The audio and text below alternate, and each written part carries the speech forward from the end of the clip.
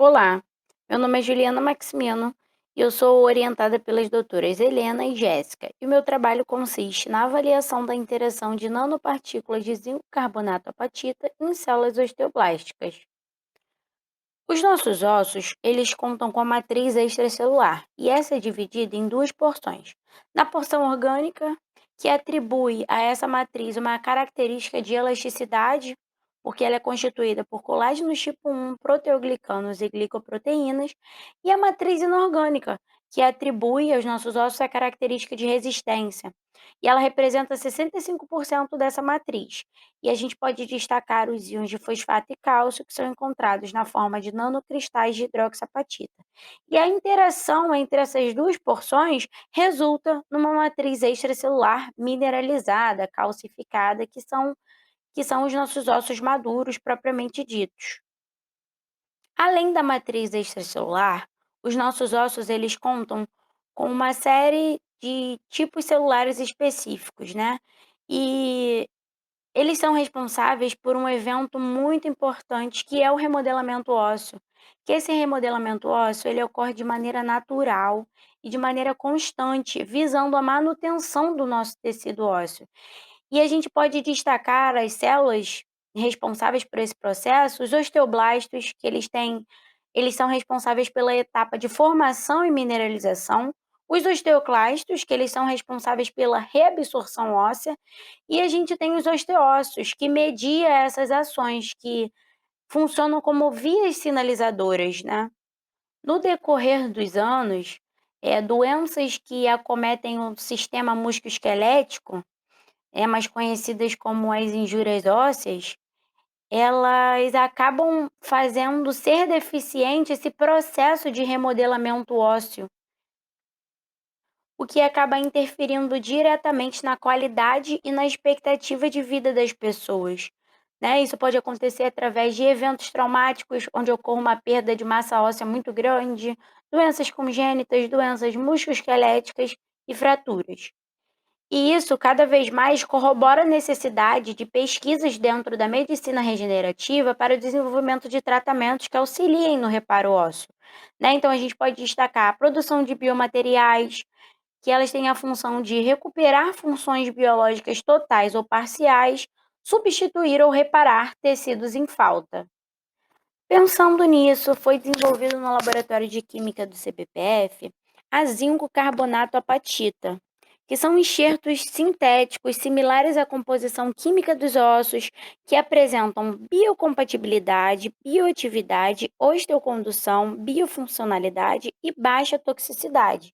E aí nós podemos destacar a hidroxapatita, por ela ser bastante usada no caso de enxertos ósseos e possuir propriedades que a tornem bastante similar ao osso, sendo quase nula a rejeição desse enxerto no nosso organismo. E ela também possibilita a incorporação de diferentes íons em sua estrutura. Então, nós fizemos a incorporação do carbonato, que o carbonato ele reduz a cristalinidade dessa hidroxiapatita, então facilita a dissolução dos íons, e o zinco, que ele aumenta a proliferação, a dissolução, a adesão celular, além de ampliar as propriedades osteogênicas, sem alterar na biocompatibilidade do material. E aí nós temos uma zinco-carbonato apatita. O objetivo geral do projeto é avaliar o potencial mineralizador desses materiais sintetizados. E os objetivos específicos são fazer a caracterização por fluorescência de raio-x desse material sintetizado e realizar um ensaio de citotoxicidade, MTT. Os objetivos específicos são voltados para dar continuidade ao trabalho, agregando aos resultados já obtidos e apresentados na jornada anterior. A caracterização por fluorescência de raio-x apresentou que, em sua maioria, as amostras sintéticas de hidroxiapatita possuem em sua composição a razão molar de cálcio e fósforo igual a 1,67. Infelizmente, não foi obtido o resultado da zinco-carbonato apatita 2% por falta da síntese completa desse material. O ensaio de MTT ele tem alta sensibilidade de detecção de citotoxicidades. Então, o MTT, quando ele entra em contato com uma célula viva, ele tem seu substrato quebrado e ele transforma-se de amarelo em azul, que é o formazan. E o formazan, ele é um produto da redução de sais por desidrogenase. Então, a redução do MTT a formazan é diretamente proporcional às atividades mitocondriais e celulares.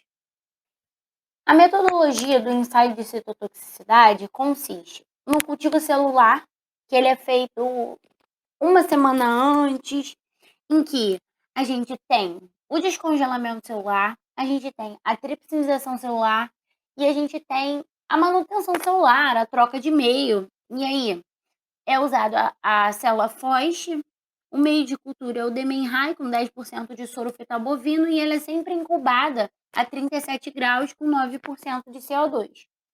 Então, quando a garrafa ela já está numa confluência legal, a gente faz o plaqueamento. E aí a gente plaqueia na placa de 96 poços, a gente plaqueia 1 vezes 10 a quinta células por poço, né? Nesse primeiro dia a gente só vai ter ali a célula e o meio de cultura. E a gente incuba.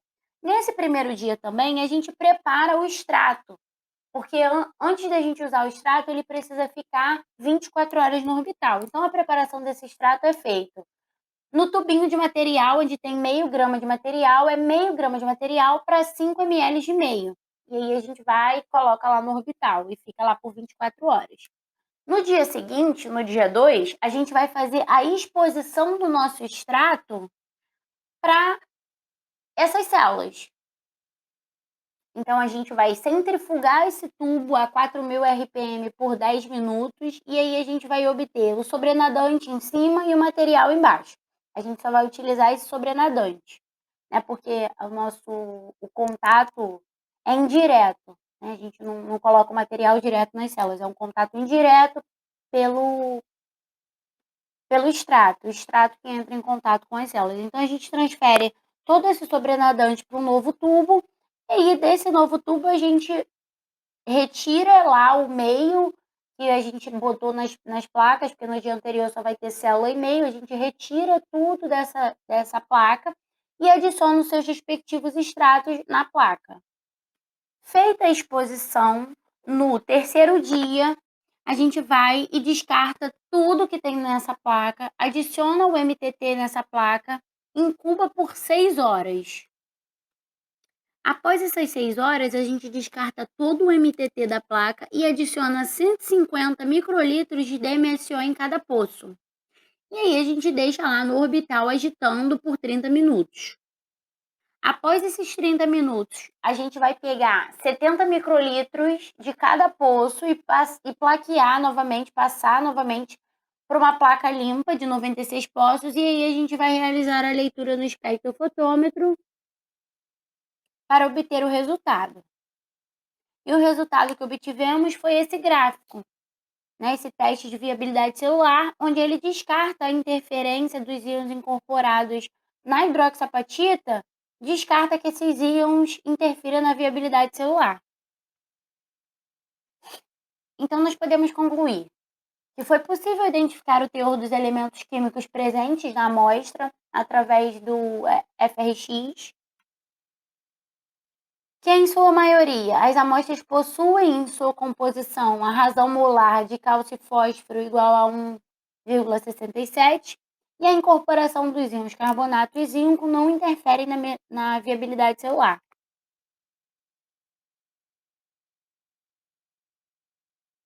Gostaria de agradecer às minhas orientadoras, ao CNPq pela bolsa e a todos os colaboradores do CBPF.